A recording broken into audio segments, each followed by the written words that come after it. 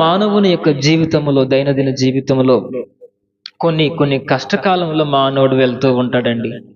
ఆ కష్ట సమయంలో మానవుడు మన యొక్క భావోద్వేగాలను అదుపులో పెట్టుకోవాలి.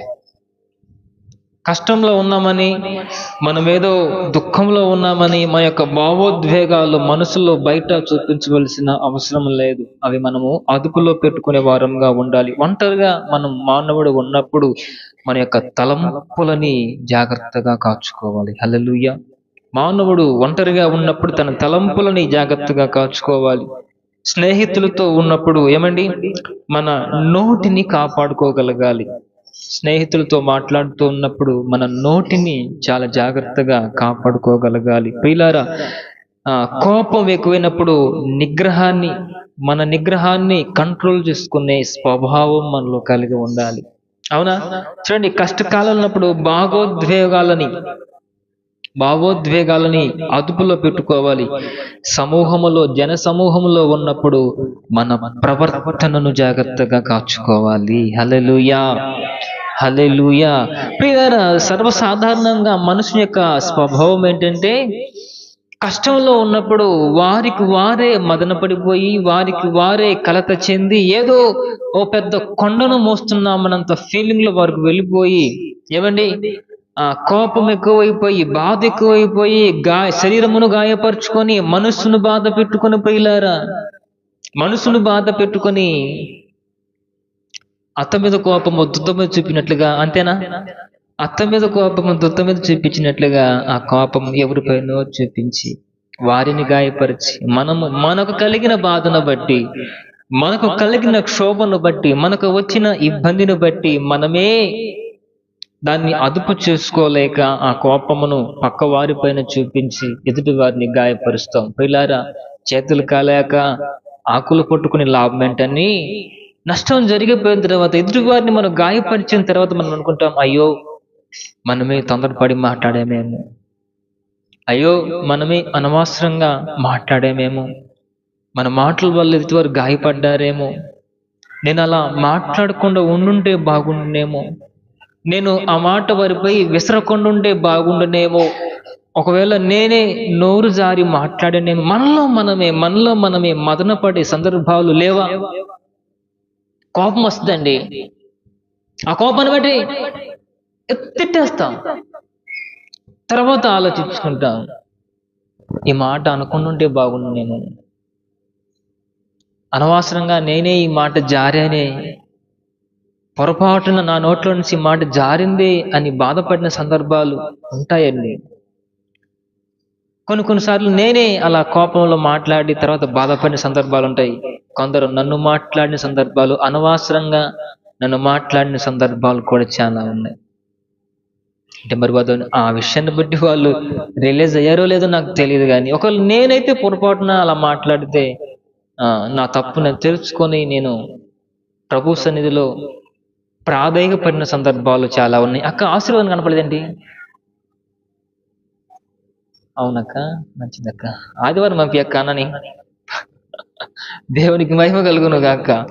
ప్రియులారా, ఏది ఏమైనా నేనేమంటానంటే, మానవులముగా, దేవుని పిల్లలముగా మన యొక్క భావోద్వేగాలని మనము అదుపులో పెట్టుకునే వారముగా ఉండాలి. మనకు కలిగిన సమస్యను బట్టి, మనకు వచ్చిన ఇబ్బందిని బట్టి, మనకు వచ్చిన క్షోభ సంక్షేమమును బట్టి ఎదుటి వారిపై మన కోపత్రాపాలు చూపే వారముగా మనం ఉండకూడదు. ఎందుకంటే అది చాలా తప్పు అని దేవుని వాక్యం సెలవిస్తూ ఉంది. అత్త మీద కోపం దుత్త మీద చూపినట్లుగా మనకు కలిగిన బాధను బట్టి, మనకు కలిగిన శ్రమను బట్టి అది మనమే భరించుకునే వారముగా ఉండాలి తప్ప, అది ఏనాటికి ఎదుటి వారిపైన రుద్ది వాళ్ళని నిందితులుగా చేసే స్వభావం క్రైస్తవులు పూర్తిగా మానుకోవాలని దేవుని వాక్యం సెలవిస్తా ఉంది. ప్రియులారా, నీకొచ్చిన సమస్య ఏదైనా, నీకొచ్చిన బాధ ఏదైనా, ప్రతి సమస్యకు ఒక పరిష్కారం ఉందనే వాస్తవాన్ని మీరు గ్రహించలేకపోతున్నారు. ప్రియులారా, ఎంతటి ఇరుకు మార్గమైనా, ఎంతటి జటిలమైన మార్గమైనా, ప్రతి సమస్యకు ఒక మార్గము ఉందనే వాస్తవాన్ని మనం మర్చిపోతామండి. కోపంలో ఉన్నప్పుడు ఏది మనకు కనపడదు. నీకు తెలుసా, నీ మైండ్ కంగారుగా ఉన్నప్పుడు నీ సెల్ జోబులోనే ఉంటది. సెల్లేది ఎక్కడ నా సెల్లు, ఎక్కడ నా తాళం అంటాము. జోబులోనే ఉంటదండి. కోపంగా ఉన్నప్పుడు మనకు అది కనపడదు. మనసును నిమ్మలం చేసుకొని, మనసును ప్రశాంతత చేసుకొని చూస్తే మన కళ్ళెదురుగానే అది ఉంటుంది. అవునా కదా? కళ్ళెదురుగానే అది ఉంటుంది.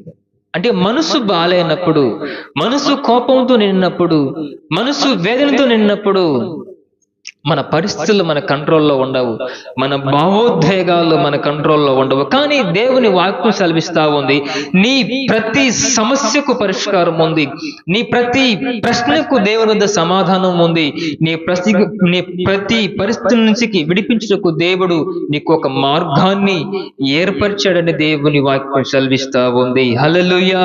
ప్రియులారా, ఒక మాటను మీకు చూపించాను వాక్యాల ముందు చూడండి. ఇర్మియా ప్రవచన గ్రంథము 29వ అధ్యాయం 11 చూడండి. కొన్ని మాటలు అక్కడ ఉంటాయి. ఇర్మియా ప్రవచన గ్రంథము 29వ అధ్యాయము 11వ మాట చూడండి.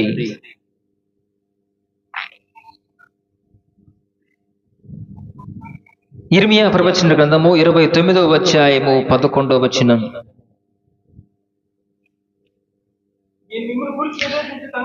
నేను మిమ్మును గూర్చి ఉద్దేశించిన సంగతులను నేనెరుగుదును, రాబో కాలమందు మీకు నిరీక్షణ కలుగునట్లుగా అవి సమాధానకరమైన ఉద్దేశములే గాని హానికరమైనవి కావు. ఇది యెహోవా వాక్కు. హల్లెలూయా. నా మాటలు మీరు జాగ్రత్తగా ఆలకించండి, క్లుప్తంగా ముగించేస్తాను. మిమ్మును గూర్చి ఉద్దేశించిన సంగతులను నేను ఎరుగుదును, రాబో కాలమందు మీకు నిరీక్షణ కలుగునట్లుగా అవి సమాధానకరమైన ఉద్దేశములే గాని హానికరమైనవి కావు. ఏమండి? ఇదే యెహోవా వాక్కు. మిమ్మల్ని గూర్చి ఉద్దేశించిన సంగతులు నేను ఎరుగుదును, రాబోవు కాలమందు మీకు నిరీక్షణ కలగాలని అవి సమాధానకరమైన ఉద్దేశములే గాని మీకు హానికరమైనవి కావు. ప్రియులారా, మానవుని యొక్క జీవితంలో కొన్ని సంఘటనలు మనము ఊహించకుండా, మనము కోరుకున్నవే కాకుండా, మనము ఇష్టపడిన దానికంటే విరుద్ధముగా, మనము కోరుకున్న దానికంటే ప్రతిగా కొన్ని కార్యాలు మన జీవితంలో దేవుడే అనుమతిస్తాడు. ఎందుకు ఇలా జరిగింది, ఎందుకు ఇలా అయ్యింది అని దేవుణ్ణి ప్రశ్నించుటకు మనం ఏమాత్రం యోగ్యులము అర్హులము కామండి. అని అంటాడు, రాబో కాలమందు నేను మిమ్మల్ని గూర్చిన ఉద్దేశించిన సంగతులు మీకు నిరీక్షణ కలుగున్నట్లుగా అవి సమాధానకరమైనవే తప్ప మీకు హాని చేయుటకు కాదు. ఈరోజు మీకు జరిగిన కొన్ని సంఘటనలు, మీకొస్తున్న ఇబ్బంది, మీకొస్తున్న బాధ, మీకొస్తున్న కన్నీరు, మీకు కలిగిన అవమానము, మీకు వచ్చిన నింద, మీకు సమాధానము కలగాలని దేవుడే ఉద్దేశించి మీ పట్ల ఆ కార్యాలను అనుమతించాడు తప్ప అవి మీకు హాని చేయాలని కాదు అని దేవుని వాక్యం సెలవిస్తా ఉంది. ప్రియులారా, మానవుడిగా మనం అనుకుంటాము, నా బ్రతుకు ఇంతే, నా జీవితం ఇంతే, నా భర్త మారడు, నా కుటుంబం మారదు, నా పిల్లలు మారరు, నా భర్త సంపాదించడు, నా భర్త నగలు తీసివడు, అందరూ నగలు పెట్టుకున్నారు, నా నగలేవి, అందరు ఇల్లు కట్టారు, మాకు ఇల్లేది, అందరు భర్తలు బాగా చూసుకుంటున్నారు, నా భర్త చూసుకోడే, నా బ్రతుకు ఇంతే, నా బ్రతుకు ఇంతే, నా బ్రతుకు ఇంతే అనబడిన నిరుత్సాహమైన స్థితిలో కొందరు తల్లులు మాట్లాడుతుంటూ నేను చూశానండి. ఎందుకు నా బ్రతుకు ఇంతే, నా బ్రతుకు ఇంతే అనుకుంటున్నావు? ప్రియులారా, దేవుడు మిమ్మల్ని గూర్చి ఉద్దేశించిన సంగతులు మీకు నిరీక్షణ కలగాలని, మీకు సమాధానము కలగాలని తప్ప మీకు హాని చేయాలని కాదు. ఎంత చక్కటి మాట చూడండి. మిమ్మల్ని గూర్చిన ఉద్దేశించిన సంగతులు నేను ఎరుగుదును, రాబో కాలం ముందు మీకు నిరీక్షణ కలుగునట్లుగా అవి సమాధానకరమైన ఉద్దేశములే కానీ హాని చేయనివి కావు. ఇది యెహోవా వాక్కు. ప్రియులారా, నీ జీవితంలో ఒక కార్యానికి దేవుడు అనుమతించాడంటే, నీ జీవితంలో దేవుడు ఒక కష్టానికి అనుమతించాడంటే, నీ జీవితంలో శోధన, బాధ, నింద, ఇబ్బందులు నీకు కలిగాయంటే దేవుడు నీకు సమాధానమును కలుగ చేయాలని తప్ప నీ కంటిలో కన్నీరు చూడాలని, నీ కుటుంబంలో కష్టాన్ని చూడాలని, నీవు ఏడుస్తూ ఉంటే ఆయన చూసి నవ్వాలని కానే కాదండి. కొన్నిసార్లు అనుకుంటారు, దేవుడున్నాడా? దేవుడు ఉంటే నాకెందుకు ఈ శ్రమ, దేవుడు ఉంటే నాకెందుకు ఈ అవమానము. ఒకసారి కోరహు కుమారులు అంటారండి, అయ్యా నిలువెల్లన్న శత్రువులు నన్ను పట్టి వేధిస్తా ఉన్నారు, నీ దేవుడే మాయను అని నన్ను అవమానపరుస్తున్నారు ప్రభువా. కన్నీరే నాకు అన్నపానములుగా మిగిలిపోయాయి, నాకు ఆకలిగా లేదు, నేను నీరు త్రాగటం లేదు, నేను భోజనం చేయటం లేదు, నా పరుపంతా తడిసిపోతూ ఉంది, నా దిండంతా నా కన్నీళ్లతో నీటిమయమైపోయింది, నాకు ఆకలి అవటం లేదు ప్రభువా. నిలువెల్ల నా శత్రువులు, నేను ఎవరినైతే పెంచి పోషించానో, నేను ఎవరికైతే సహాయం చేసి ఉద్ధరించానో, నేను ఎవరికైతే మేలు చేశానో, నా వలన మేలు పొందిన వారే నా పైకి తిరగబడి నీ దేవుడేమాయను, నీ దేవుడేమాయను, నీ దేవుడు ఉంటే నీకు సహాయం చేయడా అంటూ నన్ను నిలువెల్లా వేధిస్తున్నారు ప్రభువా. నాకేంటి బాధ అయ్యా, నాకేంటి సమస్య అంటూ కోరాహు కుమారులు కన్నీరు కార్చి దేవుని సన్నిధిలో ప్రలాపించిన వాక్యాన్ని జ్ఞాపకం చేసుకున్న ప్రియులారా, భక్తుడండి, ఒక శ్రేష్టమైన భక్తుడు. ఏదో సమస్య వస్తే సమస్యను బట్టి నీ దేవుడు ఉంటే నిన్నెందుకు కాపాడలేదు, అసలు నీవు భక్తుడు అయితే నీకెందుకు సమస్య వచ్చింది అంటూ వేధిస్తా ఉంటే ఆ భక్తుని హృదయం తట్టుకోగలదండి అని అంటాడు, నిలువెల్లా నన్ను వేధిస్తున్నారయ్యా, నా గుండె బరువెక్కిపోయింది, కన్నీరే నాకు అన్నపానములుగా మిగిల్చబడ్డే దేవా అంటూ దేవుని పాదాలు పట్టుకుని వేడుకుంటాడు. ప్రియులారా, ఎందుకు ఈ మాట చెప్తున్నానంటే, నా బ్రతుకు ఇంతే, నా బ్రతుకు మానదు అని నువ్వు అనుకోవద్దండి. నీకు వచ్చే కష్టం ఎందుకు వస్తుందంటే, నీకు నష్టం ఎందుకు కలిగిందంటే, నీకు మేలు కలగాలని దేవుడే ఉద్దేశించి నీకు నిరీక్షణ కలగాలని దేవుడే నీ పట్ల శ్రమను అనుమతించాడు. ఆ శ్రమ నీకు తొలగిపోవాలంటే సర్వశక్తిమంతుడు యేసు వైపు నీవు చూడాలి. నీ కొరకై ఆయన చివరి రక్తపు బొట్టు సైతము మానవాళి పాప పరిహార్థమై ఆయన రక్తమును చిందించాడండి. అట్టి దేవుని వైపు నీవు చూడగలిగితే ఆయన నిలువెల్లా ఎల్లవేళ ఆయన గాయపడిన హస్తాలు మన కొరకై చాచి ఉంచాడు. నా ప్రియ కుమారుడా నా వద్దకు రమ్ము అంటూ తన గాయపడిన హస్తాలను మన కొరకై చాచి ఉంచాడు. నీవు ఆయన వైపు చూడగలిగితే, ఆయన కౌగిలిలోనికి రాగలిగితే నీ ప్రతి సమస్య, ప్రతి ఇబ్బందులన్నీ లయమైపోవునుగాక. నా ప్రభువు నీ ప్రతి సమస్యని కొట్టివేయునుగాక. ప్రియులారా, దేవుని వైపు చూడండి.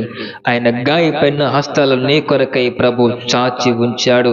నీకు నిరీక్షణ కలగాలని ఆయన వాక్కులను మన కొరకై సిద్ధపరిచాడు.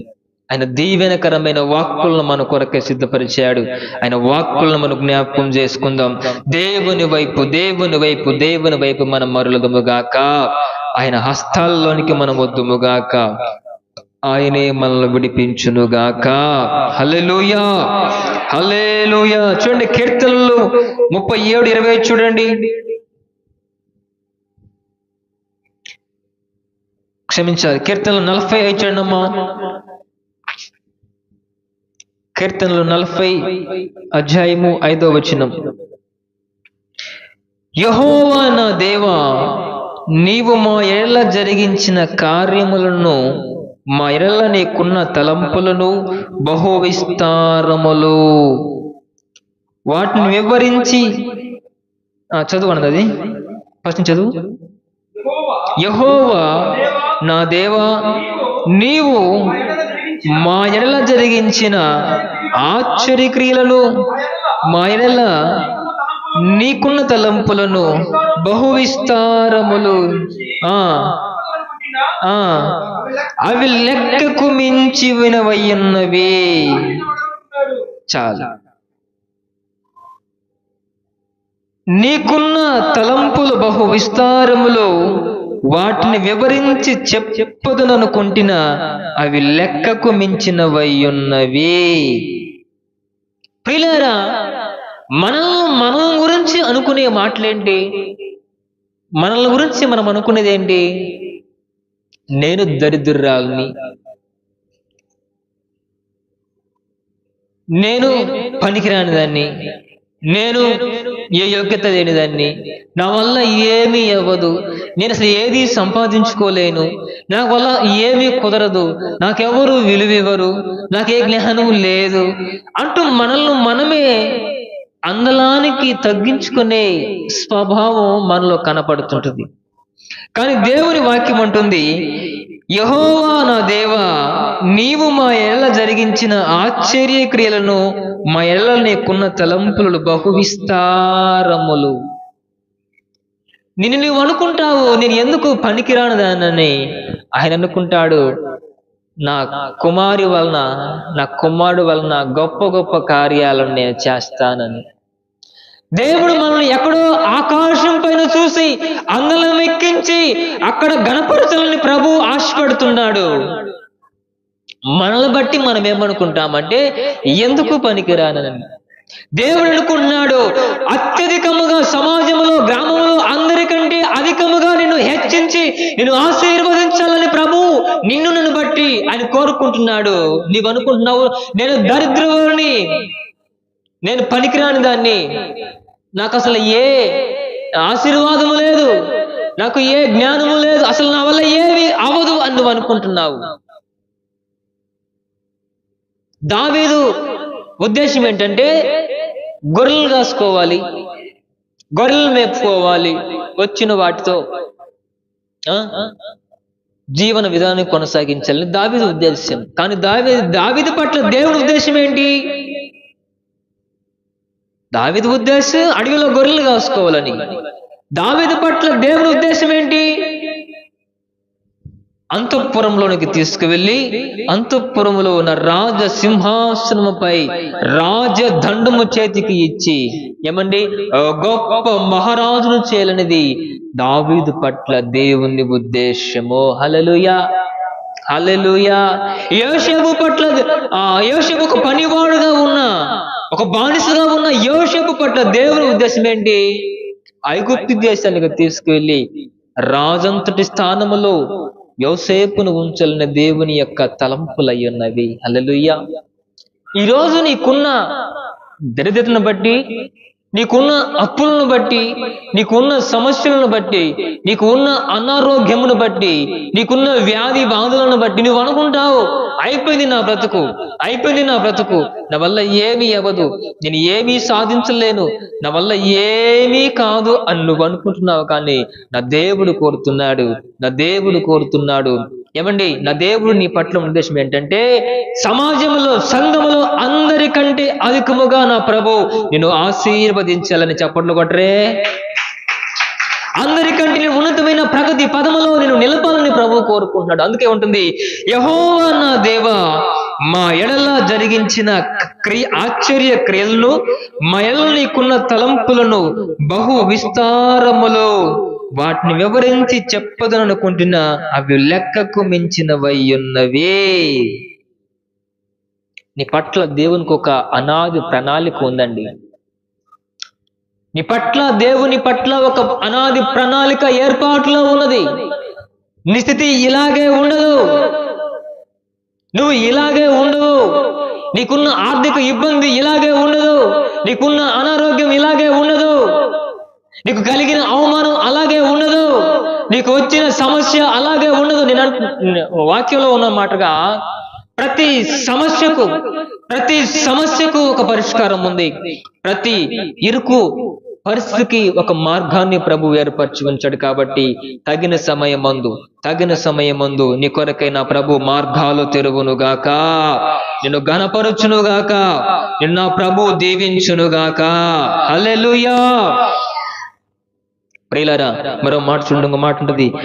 కీర్తనలు 37:20 చూడండి. కీర్తనలు 37:25. 37:25.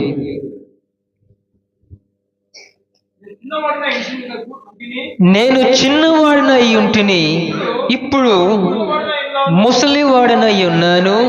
నేనును అయినను నీతిమంతులు విడువబడుట గాని, వారి సంతానము భిక్షమెత్తుట గాని నేను చూచి ఉండలేదు. హల్లెలూయా. నేను చిన్నవాడినై ఉంటిని, ఇప్పుడు ముసలివాడినై ఉంటిని, అయినను నీతిమంతులు విడువబడుట గాని, వారి సంతానము భిక్షమెత్తుట గాని నేను చూచి ఉండలేదు. హల్లెలూయా. నీతిమంతుడైన దావీదు సెలవిస్తున్న మాట అండి, చక్కటి మాట. నేను చిన్న ప్రాయములో నుంచి చూస్తూనే ఉన్నాను, నేను ఇప్పటికి పండు ముసలివాడనైపోయాను. నా చిరు ప్రాయమందు చూస్తున్నాను, ఈరోజు ముసలి ప్రాయంలో నేను చూస్తూ ఉన్నాను. నీతిమంతుల సంతానము విడువబడుట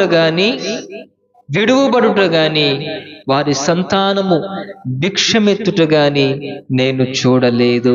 హల్లెలూయా.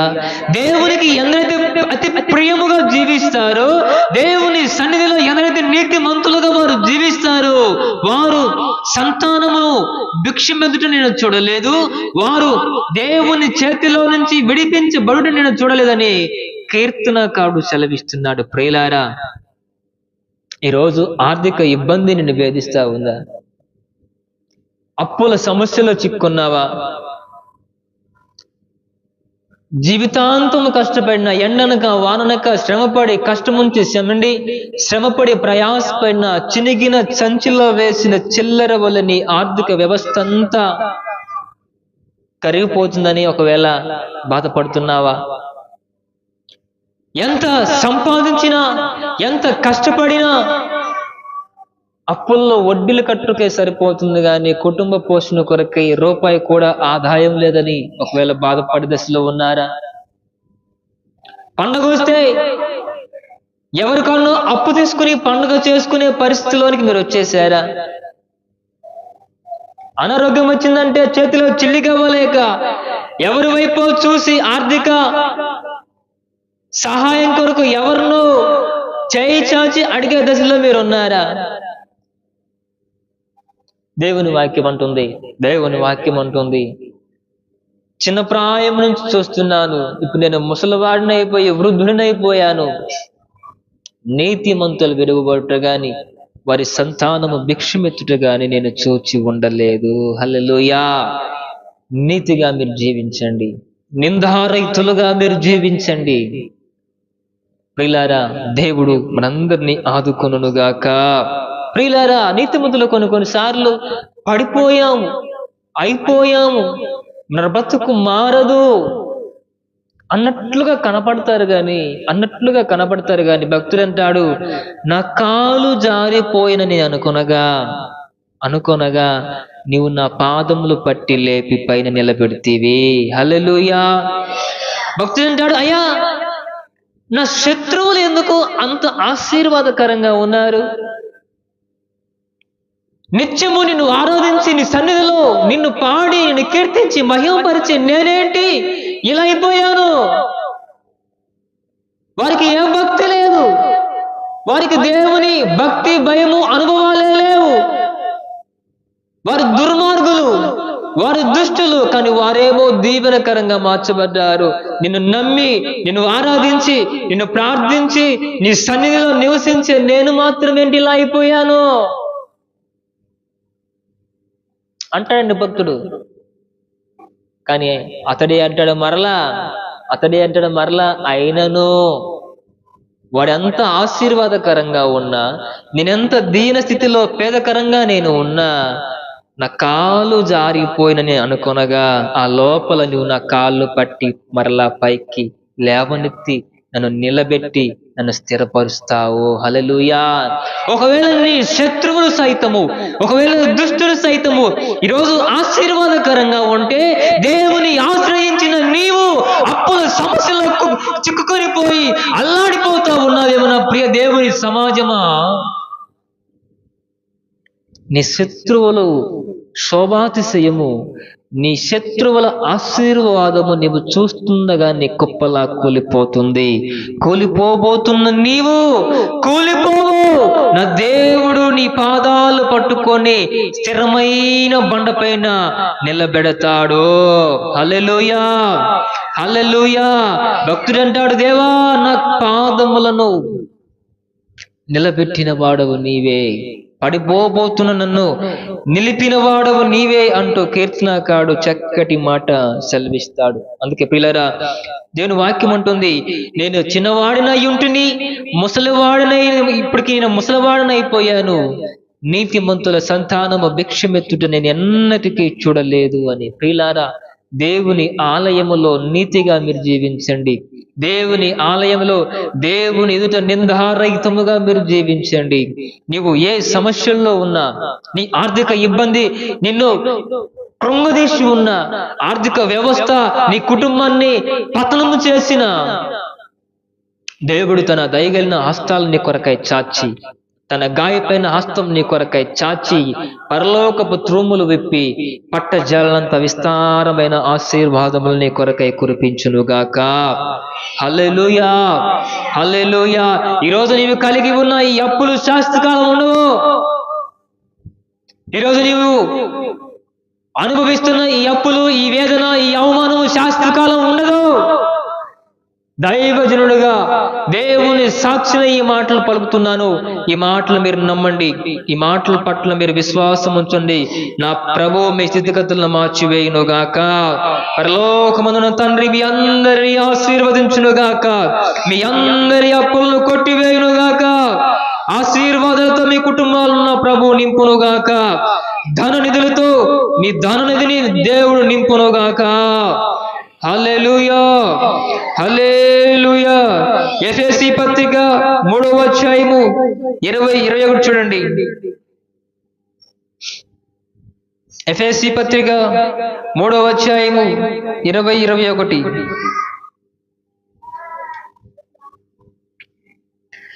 మనలో కార్యసాధకమైన తన శక్తి చొప్పున మనము అడుగు వాటన్నిటికంటేను, ఊహించిన వాటన్నిటికంటేను అత్యధికముగా చేయి శక్తి గల దేవునికి యేసుక్రీస్తు మూలముగా సంఘములో తరతరములు సదాకాలము మహిమ కలుగునుగాక. మనలో కార్యసాధకమైన తన శక్తి చొప్పున మనము అడుగు వాటన్నిటికంటేను, ఊహించిన వాటన్నిటికంటేను అత్యధికముగా చేయగలిగిన దేవుడు మన పక్షమై ఉన్నాడు. నువ్వు అడిగేది 10 రూపాయలే అయినా దేవుడు నీకు ఇచ్చేది 100 రూపాయలు. నువ్వు అడిగింది 1000 రూపాయలే అయినా ఆయన అత్యధికముగా నీ కొరకై 10,000 రూపాయలను అనుగ్రహించే దేవుడు. అంటే నేను డబ్బులు చెప్పట్లేదండి, నేను దేవుడు చేసే కార్యములను చెప్తున్నాను. అడుగు వాటికంటే అధికముగాను, ఊహించిన వాటికంటేనే అత్యధికముగా నీ కొరకై కార్యాలు చేయుటకు దేవుడు సంసిద్ధముగా ఉన్నాడు. ప్రియులారా, నీవు అడగాలి, నీవు అడగాలి, దేవా నా స్థితిగతులను మార్చండి అయ్యా. నా బ్రతుకు ఎందుకు ప్రభు ఎలా మార్చబడింది, నా కుటుంబం ఏంటయ్యా ఎలా మార్చబడింది అని నీవు దేవుని పాదాలు పట్టుకొని నీవు గోజారగలిగితే, దేవుడు నీవు బ్రతిమలాడుకొనగలిగితే, దేవుడు నీవు అడిగిన వాటికంటే, నీవు ఊహించిన దానికంటే నీ జీవితంలో అత్యధికమైన మేలు చేటకు ఆయన సంసిద్ధముగా ఉన్నాడు. ప్రియులారా, ఆ లోకంలో మాట ఉందండి, అడగనిదే అమ్మైనా అన్నం పెట్టదని. నీవు అడగకపోయినా నా ప్రభు నీ కొరకై ద్వారములు తెరువునుగాక. నిజమేనండి ఆ మాట? అవునమ్మా, పెట్టరా మీరు? పెట్టరా మీరు బువా? మంచిది, పెట్టాలి. తల్లి పెట్టాలి, అడగకపోయినా తల్లి బో పెట్టాలి. అది లోక సామెత, అది అబద్ధం అండి. అది బట్టి మాటే కానీ తల్లి అడగకపోయినా బో పెడుతుంది. దేవునికి మహిమ కలుగును గాక. అది ఎవరో తల్లుల గురించి తప్పుడు మాట పలికారు, అది కరెక్ట్ కాదు. తల్లి అడగకపోయినా బో పెడుతుంది. దేవునికి స్తోత్రం కలుగును గాక. హల్లెలూయా. ప్రియులారా, అడుగు వాటి కంటే అధికముగా ఇచ్చే దేవుడు మన పక్షమై ఉన్నప్పుడు మనం ఎందుకు భయపడాలి? అయినా క్రీస్తు మహమైశ్వర్యము చొప్పున అడుగు వాటి కంటే అధికమైనవి నీ కొరకై ఇచ్చుటకు ఆయన సంసిద్ధంగా ఉన్నాడు. ప్రియులారా, ఇప్పుడు ఒక భిక్షగాడు వచ్చాడండి. ఒక భిక్షగాడు వచ్చాడు. నా కాడ 100 రూపాయలు ఉన్నవి, నా కాడ 100 రూపాయలు ఉన్నవి. భిక్షగాడు అడిగాడు, నేను ఎంత ఇస్తానండి? ఓ 5 రూపాయలు 10 రూపాయలు ఇస్తాను, అంతేనా? ఎందుకంటే నా వద్ద 100 రూపాయలే కాబట్టి. అమ్మా అయిపిస్తాను, తలపైకెత్తండి. నా శక్తి అంతే కాబట్టి భిక్షగాడికి 5 రూపాయలు మహా అంటే 10 రూపాయలు ఇస్తాను, అంతకుమించి ఎక్కువ లేవుగా. అది నా శక్తి. నాకంటే కొంత డబ్బున్నాడు ఉంటాడు, ఒక బాగా కోటీశ్వరుడు ఉంటారు. వాళ్ళ వద్దకు వెళ్ళి ఆ భిక్షగాడు అడిగితే ఎంత ఇస్తాడు? 5, 10 ఇస్తాడా? కనీసం ఒక 100 రూపాయలు ఇవ్వడంటండి. కనీసమైనా ఒక 100 రూపాయలను ఇస్తాడు. అంటే వారి వారి శక్తి చొప్పున, వారి వారి బలము కొలది అడిగిన వాటిని ఇచ్చేవారు. కానీ క్రీస్తులో మహిమైశ్వర్యము చొప్పున అడిగిన వాటి కంటే అధికముగా ఇచ్చే దేవుడు. ఆయన మహిమైశ్వర్యం అండి, ఆయనే ఐశ్వర్యవంతుడు. ఒక సాధారణ పాస్టర్గా నేనే 10 రూపాయలు ఇస్తే జగత్ రక్షకుడు, ఏమండి, జగతికి మూలాధారుడు, జగత్తుని ఏలే పరిపాలకుడు ఆయన క్రీస్తు మహిమైశ్వర్యములు అడిగిన వాటి కంటే అధికముగా సమృద్ధిగా నీ కొరకే నా కొరకే ధారాళముగా ఇచ్చే దేవుడు మనకున్నాడు. మనం ప్రభువుని అడగకనే, ప్రభువుని వేడుకొనకనే మనం ఏది పొందుకోలేకపోతున్నాం. కానీ అడుగు వాటి కంటే అధికముగా ఇచ్చే దేవుడు మనకు ఉండగా మనకేలా భయము, మనకేలా దిగులు? పేలారా, దిగులు పడవద్దు, కలవరపడవద్దు. నీకు కలిగిన శోభను బట్టి, నీకు వచ్చిన ఇబ్బందిని బట్టి ఎదుటి వారిని నిందించడం కరెక్ట్ కాదు. నీకు వచ్చిన బాధను బట్టి, నీకు కలిగిన వేదనను బట్టి ఎదుటి వారిని దూషించడం కరెక్ట్ కాదండి. నీకు సమస్య వస్తే ప్రభు పాదాల పట్టుకోవాలి. నీకు ఇబ్బంది వస్తే ప్రభు పాదాల పట్టుకోవాలి. నీకు అనారోగ్యం కలిగితే ప్రభు పాదాల పట్టుకోవాలి. నీకు ఆర్థిక ఇబ్బంది కలిగితే ప్రభు పాదాల పట్టుకొని ప్రభువును అడగగలిగితే అడిగిన వాటి కంటే అధికముగా నీ జీవితంలో మేలు చేయటకు ఆయన సంసిద్ధముగా ఉన్నాడు. హల్లెలూయా. ఎలా అడగాలి? కీర్తనలు 34:10 చూడండి. కీర్తనలు 34:10 చూడండి. విరిగిన హృదయము గల వారికి యెహోవా ఆసన్నుడు, నలిగిన మనసు గల వారిని ఆయన రక్షించును. Praise the Lord. విరిగిన హృదయము గల వారికి యెహోవా ఆసన్నుడు, నలిగిన మనసు గల వారిని ఆయన రక్షించును. విరిగిన హృదయము గల వారికి ఆయన ఆసన్నుడండి. ఎవరైతే విరిగి నలిగిన హృదయముతో దేవుణ్ణి సేవిస్తారు, ఎవరైతే విరిగి నలిగిన మనసుతో ప్రభువుని ఆరాధిస్తారో వారికి ఆయన ఆసన్నుడంట. వారికి ఆయన వారిని ఆయన రక్షిస్తాడని దేవుని వాక్యం సెలవిస్తా ఉంది. వేలాది నదులంతా విస్తార తైలము నీకిచ్చిన చాలునా, గర్భఫలమైన నా జ్యేష్ఠ పుత్రుని నీకిచ్చిన చాలునా అని కోరుకోలేదు. అది విరిగి నలిగిన బలియాగమునకై నా హృదయమర్పింతును.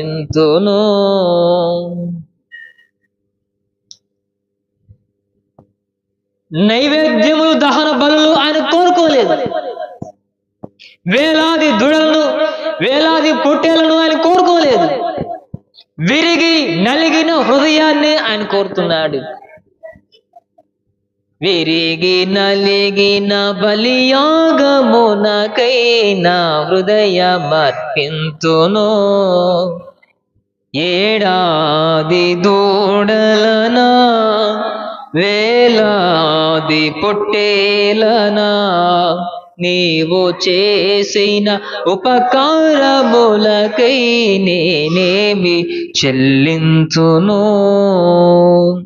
ఎవరైతే విరిగి నలిగిన హృదయముతో ప్రభువుని ఆరాధిస్తారు, ఎవరైతే విరిగి నలిగిన హృదయముతో ప్రభువుని పాదాలు పట్టుకొని వేడుకొని గోజారి కన్నీరు కార్చి ప్రలాపిస్తారో వారిని మొరలను ఆలకించుటకు దేవుడు దిగి వస్తాడు. వారి మొరను ఆలకించి వారి ఎదుటిన ప్రతి సమస్యను ప్రభువు తొలగిస్తాడు. ప్రియులారా, అందుకే ఉపవాసం ఉండమ్మా, అమ్మా ఉపవాసం ఉండమ్మా, ప్రార్థన చేయండి అమ్మా, మోకరించండి అమ్మా, ప్రార్థన జీవితాన్ని కలిగి ఉండండి అమ్మా అని ఎందుకు వేడుకుంటామంటే, ఎవరైతే విరిగి నలిగిన హృదయం కలిగి జీవిస్తారో వారి మొరలను ఆలకించి వారికి ఉన్న ప్రతి ఇబ్బందిని ప్రభు తొలగిస్తాడు. దేవుని వాక్యం ఉంటుంది చూడండి, విరిగిన హృదయం గల వారికి యెహోవా ఆసన్నుడు, నలిగిన మనస్సు గల వారిని ఆయన రక్షించును. ప్రార్థన వలనే పయనము, ప్రార్థనే ప్రాకారము, ప్రార్థనే ప్రాధాన్యము, ప్రార్థన లేనిది పరాజయం. ప్రార్థన వలనే పయనము, ప్రార్థనే ప్రాధాన్యము, ప్రార్థనే ప్రాధాన్యము, ప్రార్థన వలనే, ప్రార్థన లేనిదే పరాజయం. ప్రార్థనలో పోరాడున్నది పెళ్ళగించుట అసాధ్యము, ప్రార్థనలో పొందకపోవుట అసాధ్యము. ప్రార్థన చేస్తే దొరకంది ఏమి లేదు. ప్రార్థనలో ఉన్నవారు ఓడిపోరు, ప్రార్థన చేసేవారు ఏమండి క్షీణించిపోరు, ప్రార్థించేవారు ఓడిపోరు, ప్రార్థించేవారు అవమాన పాలవారు, ప్రార్థించేవారు ఏది పొందక పోరు. ప్రార్థించిన వెంటనే ప్రభు అడుగు వాటి కంటే అధికముగా ఇచ్చే దేవుడు. ప్రియులారా, విరిగిన హృదయముతో, నలిగిన హృదయముతో, డాంబిక స్వభావము దేవుని సన్నిధిలో నిలవలేరు. విరిగి నలిగిన మనస్సు, విరిగి నలిగిన మనస్సు దేవుడు కోరుతున్నాడు. నీ నుంచి ఆస్తులు అంతస్తులు ఏమీ కోరుకోలేదండి. ఏమండి, వేలాది దూలను పొట్టేళ్లను వెండి బంగారము ధనరాశులను ఏమీ అని కోరలేదు. నీ విరిగి నలిగిన హృదయాన్ని దేవుడు కోరుతున్నాడు. నీవు అట్టి హృదయాన్ని దేవునికి అర్పించగలిగితే దేవుడు నీ కొరకై మార్గంలో తిరుగుటకు ఆయన సంసిద్ధముగా ఉన్నాడు. హల్లెలూయా. అర్పిద్దామా హృదయాలను దేవుని కొరకై. ప్రియులారా, చూడండి, మరో మాట కూడా మీకు చూపిస్తాను. దేవుడు ఎల్లవేళ మనల్ని జ్ఞాపకంలో ఉంచుకుంటాడు. హల్లెలూయా. యెషయా ప్రవచన గ్రంథము 49వ అధ్యాయము 15-16 చూడండి.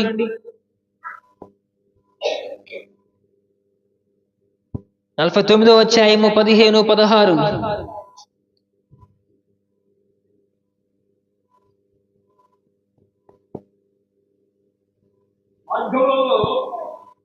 49వ అధ్యాయము 15-16. స్త్రీ తన గర్భమున పుట్టిన బిడ్డను కరుణింపకుండా తన చంటి పిల్లను మరుచునా? వారైన మరుచురు గాని నేను నిన్ను మరువను. చూడుమున అరచేతుల మీద నేను చెక్కి ఉన్నాను, నీ ప్రాకారములు నిత్యము నా ఎదుట ఉన్నవి. హల్లెలూయా, హల్లెలూయా. తలల పైకెత్తండి. స్త్రీ తన గర్భమును పుట్టిన చంటి బిడ్డను కరుణింపకుండా తన చంటి బిడ్డను మరచునా? వారైన మరుతురేమో గాని నేను నిన్ను మరువను. చూడుము, నా అరచేతుల మీదలే నిన్ను చెక్కుని ఉన్నాను, నీ ప్రాకారములో నిత్యము నా ఎదుటనే ఉన్నవి. ఇప్పుడు చెప్పండి, ఒక తల్లి తన గర్భమును పుట్టిన చంటి పిల్లాన్ని మర్చిపోతుందా? మర్చుదమ్మా?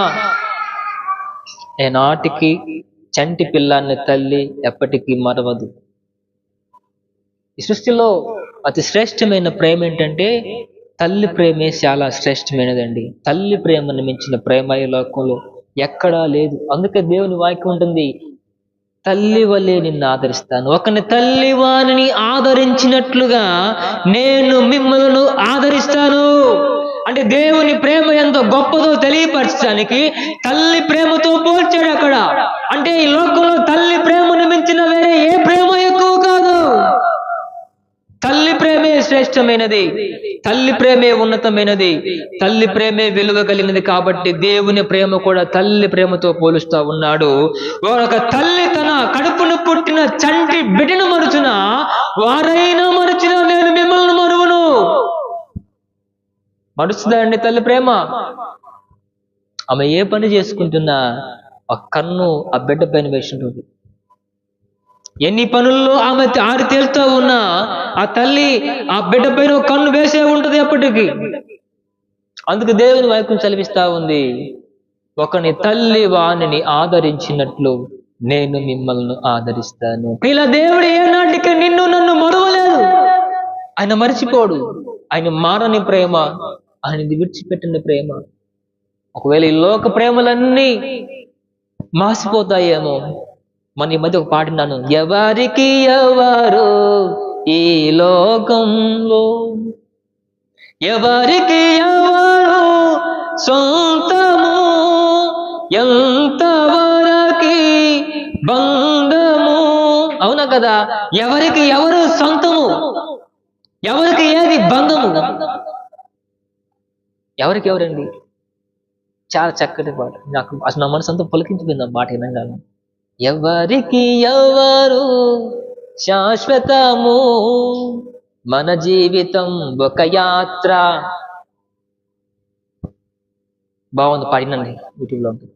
పిల్లలు ఎందుకు ఈ మాట చెప్తుందంటే, తల్లి ప్రేమ ఏనాటికి తన బిడ్డను మర్చిపోతుంది. తల్లి ఎలవేళలా మనల్ని ఆదరిస్తుంది, మనల్ని బలపరుస్తుంది. తల్లిలో ఉన్న ప్రాముఖ్యమైన విలువ కలిగిన లక్షణాలు ఏంటంటే, తల్లి తన స్తన్యమిచ్చి బిడ్డను పోషిస్తుందండి. తన రక్తమును పాలగా మార్చి తన చంటి బిడ్డకు స్తన్యమిచ్చి బిడ్డను పోషిస్తుంది. హల్లెలూయా, హల్లెలూయా. తల్లి ఎప్పుడు క్షీణించిపోతుంది తెలుసా? ఒక తల్లి, ఒక స్త్రీ ఎప్పుడు క్షీణించిపోయిందంటే, తన బిడ్డ పాలు తాగుతున్న దశలో ఆ తల్లి చాలా చాలా క్షీణించిపోద్దండి. కారణం ఏంటి తెలుసా? 100 రక్తపు బొట్లుగా మార్చితేనే ఒక పాల బొట్టుగా మార్చబడుతుందంట. హల్లెలూయా. అంటే 100 రక్త బొట్లు కరిగితేనే తన బిడ్డకి ఒక్క చుక్క పాలు ఇవ్వగలదు. అంటే 100 రక్త బొట్లు కరిగిపోతుందంటే ఆ తల్లి శరీరం కరిగిపోతుందా లేదా? తన శరీరమే గాయపరుచుకొని, తన శరీరమే క్షీణించిపోతున్నప్పటికీ కూడా తన బిడ్డను బ్రతికించుకోవాలని ఆ తల్లి ఆరాటపడుతుంది. హల్లెలూయా, హల్లెలూయా. పిల్లాడు ఏడుస్తున్నప్పుడు ఎవరికి తెలియదు ఆ పిల్లాడు ఎందుకు ఏడుస్తున్నాడు. ఆ పిల్లాడు ఎందుకు ఏడుస్తున్నాడు ఎవరికి తెలియదండి. క్షేమ గుట్టిందా తెలియదు, పట్టునొస్తుందా తెలియదు, ఆకలితో ఏడుస్తున్నాడా తెలియదు, నిద్ర వచ్చి ఏడుస్తున్నాడా ఎవరికి తెలియదు. ఆ తల్లికి మాత్రమే తెలుస్తుంది. ఆ పిల్లాడు నిద్ర వచ్చి ఏడుస్తున్నాడా, ఆకలి అయ్యి ఏడుస్తున్నాడా, క్షేమ కొట్టి ఏడుస్తున్నాడా, పట్టునొప్పితో ఏడుస్తున్నాడా, ఏదైనా ఒత్తుకుని ఏడుస్తున్న విషయాన్ని ఆ తల్లి మాత్రమే గ్రహించగలదు. హల్లెలూయా. ఆ తల్లి మోకాళ్ళ పైన ఆడిస్తుందంట బిడ్డని. తన భుజముల పైన, తన ఎద పైన, తన మోకాళ్ళ పైన బిడ్డను ఆడించి, లాలించి, పాలించి, బిడ్డకు ఏ ఆపద కలగకుండా, బిడ్డకు ఏ హాని కలగకుండా తన చంటి బిడ్డను ఆ తల్లి ఆదరించి బలపరిచి పోషిస్తుంది. హల్లెలూయా. అటువంటిది తల్లి ప్రేమ. దేవుని వాక్యం అంటుంది, స్త్రీ తన గర్భమును పుట్టిన బిడ్డను కరుణింపకుండా తన చంటి బిడ్డలను మరచున, వారైన మరుచురేమో గాని నేను నిన్ను మరచిపోను. పిల్లరా, దేవుని వాక్యం సెలవిస్తుంది స్పష్టంగా. దేవుడు ఏనాటికి మనల్ని విడిచిపెట్టడు. దేవుడు ఏనాటికి మనల్ని త్రోసివేయడు. దేవునికి నీవే దూరమై దూరమై దూరమై దూరమై దూరమై వెళ్ళిపోతున్నావు తప్ప దేవుడు నీ కొరకై తన గాయపైన హస్తాలను నీ కొరకై చాచి ఉంచుతున్నాడు. నా ప్రియ కుమారి నా వద్దకు రమ్మా, నా కుమారుడా నా వద్దకు రా అంటూ తన హస్తాలను చాచి ఉంచాడండి. తప్పిపోయే తన చిన్న కుమారుడు దూర దేశానికి వెళ్ళిపోతే తన తండ్రి తన కొరకై కాయలు కాసుకు ఎదురు చూశాడండి. తన కుమారుడు వస్తున్నది తెలుసుకొని ఏమని తన కుమారుడు కంటే తండ్రే ముందుగా పరుగెత్తుకొని వెళ్ళి తన బిడ్డను కౌగిలించుకొని తన మెడపై పడి ముద్దాడినట్లుగా దేవుని వాక్యంలో గ్రంథస్థం చేయబడి ఉంది. ప్రియులారా, ఒకవేళ తండ్రి నుంచి నీవే దూరం అవుతావు తప్ప ఆయన ఏనాటికి నిన్ను త్రోసివేయడు, ఏనాటికి ఆయన నిన్ను మర్చిపోడు, ఏనాటికి ఆయన నిన్ను వెలివేయడు. చివరి రక్తపు బొట్టు వరకు కూడా నీ కొరకై తను గాయపరచబడి నీ కొరకై తన రక్తాన్ని ధారాళంగా దారపోసిన దేవుడు మన కొరకై ఉన్నాడు. ఆయన పిలుస్తూ ఉన్నాడు. ఈరోజు ఏ వ్యాధుల మధ్యలో నీవు ఉన్నావో నాకు తెలియదు, ఏ సమస్యల మధ్యలో ఉన్నా నాకు తెలియదు, ఏ అప్పుల మధ్యలో చిక్కుని ఉన్నావో నాకు తెలియదు. కుటుంబ పోషణ కొరకై ఎవరు ఆదరించేవారు లేరు, ఎవరు సహాయం చేసేవారు లేరు. నేను ఒంటరి వాణ్ణి అన్ని కోల్పోయాను, అందరినీ కోల్పోయానంటూ ఒకవేళ నిరాశ నిస్పృహలా ఉన్నావేమో, నా ప్రభువు నీ కొరకై చేతులు చాచి పిలుస్తూ ఉన్నాడు. ఆయన వైపు నువ్వు చూడగలిగితే గొప్ప కార్యాలను చూచుదువుగాక. హల్లెలూయా. ప్రతి సమస్యకు మార్గం ఉంది, ప్రతి ఇబ్బందికి మార్గం ఉంది, ప్రతి ప్రశ్నకు సమాధానం ఉంది, ప్రతి ప్రశ్నకు ఆయన వద్ద సమాధానం ఉంది. కాబట్టి నీకు కలిగిన బాధను బట్టి, నీకు వచ్చిన క్షోభను బట్టి, నీకు వచ్చిన ఇరుకును బట్టి నీలో నీవే నలిగిపోయి నీ శరీరాన్ని గాయపరుచుకుంటూ నీ స్థితిగతులను నీవే ఇబ్బందులు పాలు చేసుకుంటూ నీకు వచ్చిన ఇబ్బందిని బట్టి ఎదుటి వారిపై ఏనాటికి రుద్దవద్దో. మార్గం ఉంది. ప్రభు పాదాలు పట్టుకుంటే దేవుడు నీ కొరకే మార్గాన్ని చూపించి నిన్ను విడిపించునుగాక. హల్లెలూయా. మోకరించి ప్రార్థన చేసుకుందాం. మోకరించండి. దేవుడు మనతో ఉన్నాడు, దేవుడు మన కొరకై ఉన్నాడు.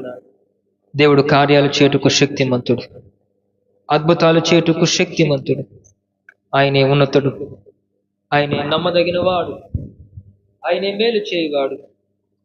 అందులో స్తోత్రం చెబుదాం. హల్లెలూయా, హల్లెలూయా, హల్లెలూయా, హల్లెలూయా.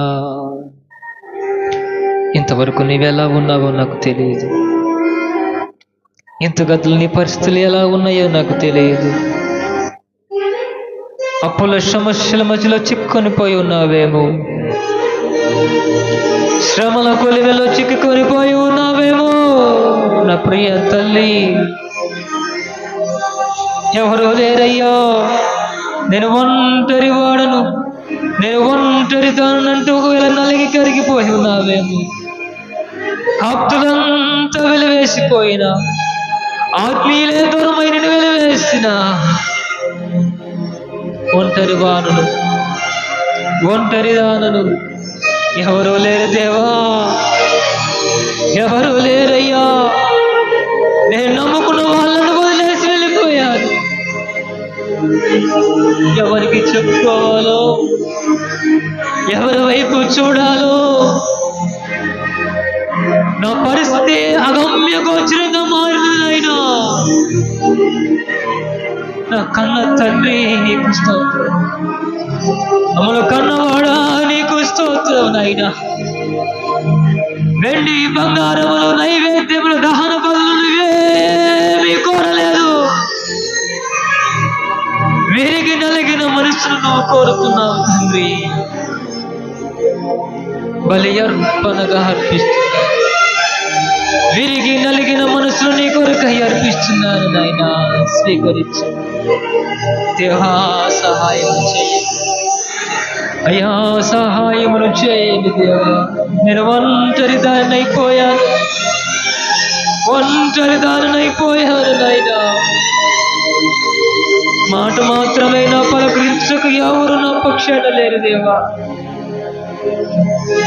మాట మాత్రమే నా పలకరిన పక్షమై ఎవరు లేరయ్యా. అయ్యా, కనికరించండి. శ్రీ తన గర్భాన పుట్టిన చంటి బిడ్డన మరుచిన వారైనా మరుతరేమో గాని నేను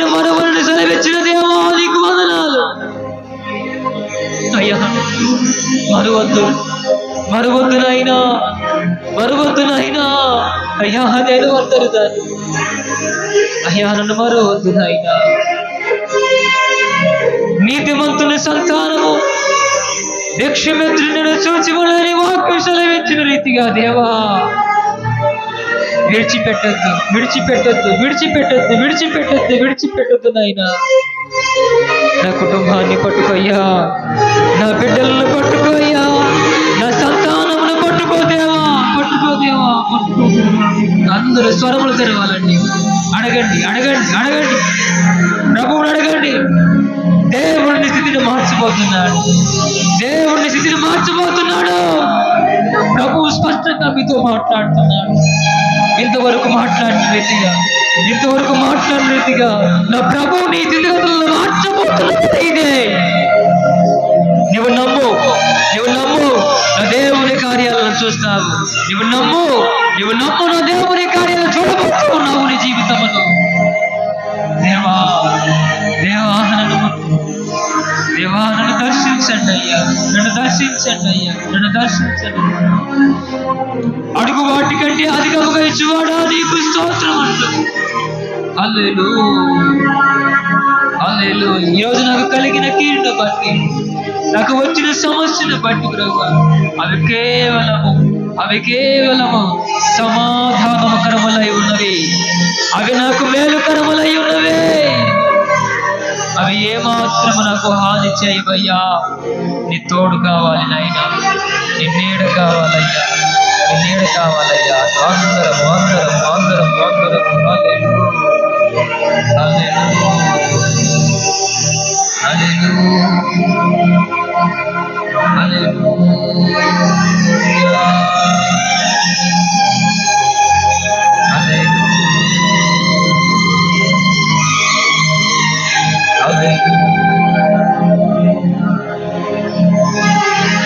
ఏమైనా చేయగలవు, కథ మొత్తం మార్చగలవు.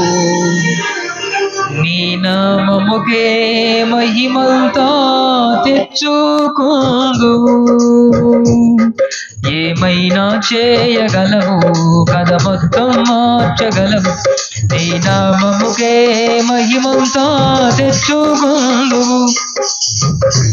యేసయ్యా, యేసయ్యా, నీకే నీకే సాధ్యము. యేసయ్యా, యేసయ్యా, నీకే నీకే సాధ్యము. ఏమైనా చేయగలవు, కథ మొత్తం మార్చగలవు. నీ నామముకే మహిమంతా తెచ్చుకుందు. ఏమైనా చేయగలవు, కథ మొత్తం మార్చగలవు. నీ నామముకే మహిమంతా తెచ్చుకుందు. సర్వకృపానిధి మా పరమ సుందరి, నీ చేతిలోనే మా జీవమున్నది. సర్వకృపానిధి మా పరమ సుందరి, నీ చేతిలోనే మా జీవమున్నది. మా దేవని ఆలోచనలు ఎంతో గొప్పవి, మా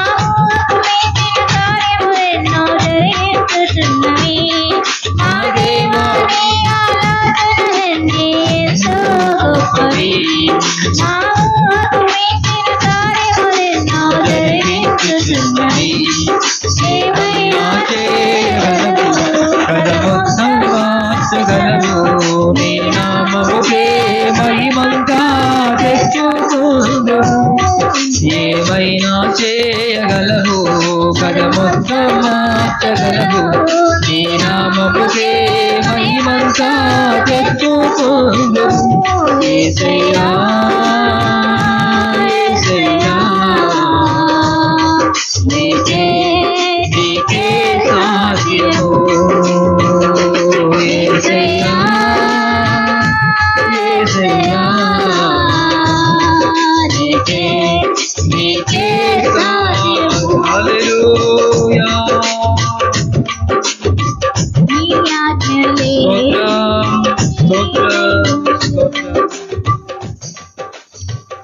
పరిశుద్ధుడైన తండ్రి, ప్రేమ కలిగిన మా ప్రభువా, మీ ప్రశస్తమైన ఉన్నతమైన నామమును బట్టి స్తుతి స్తోత్రము చెల్లిస్తున్నాం. ఇంతవరకు చక్కటి మాటలు మా అందరితో మాట్లాడారు దేవా. మీరు పలికిన ప్రతి పలుకును బట్టి నీకు స్తోత్రం చెప్తున్నామయ్యా. నీ కొందనాలు తండ్రి. చెప్పబడిన మాటలు మా హృదయాల్లో భద్రపరుచుకునే భాగ్యమును దయచేయండి దేవా. నీ బిడ్డలు ఏ వేదనలో ఉన్నారు, ఏ సమస్యల మధ్యలో ఉన్నారు, ఏ చిక్కుల మధ్యలో ఉన్నారు, వారందరినీ మీరు విడిపించండి. ఈ మాటల ద్వారా మీరు ఆదరించండి, ధైర్యపరచండి, ఉద్ధరించండి, సహాయం దయచేయండి అయ్యా.